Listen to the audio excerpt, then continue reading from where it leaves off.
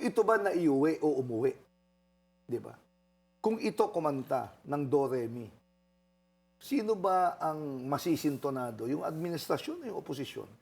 Based on his knowledge, personal knowledge regarding itong mga anomalyang ito. Sa tansya mo, Manong Egay? At siyempre yung administration kasi is part of the 2023, 2024, and 2025 national budget.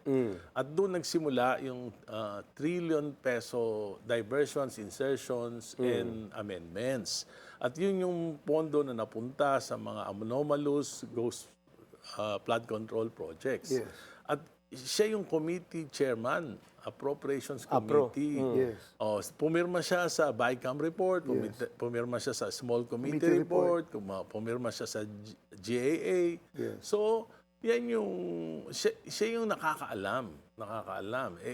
Including, of course, the Senate President, di ba? So, sila yung nakakaalam. Kaya lang tahimik sila lahat. Even the President, tingin ko, talagang dina-downplay ng maski ni President BBM yung investigation na ito. Kasi Pero siya nag-announce ng panghuli eh. How do you say, bakit mo sasabing dinownplay niya? yung... Siya mismo pero nag-tweet. there are, aside from Saldico, there are many persons involved, including his cabinet secretaries. Pero Referring to Pangandaman? and Bersamin.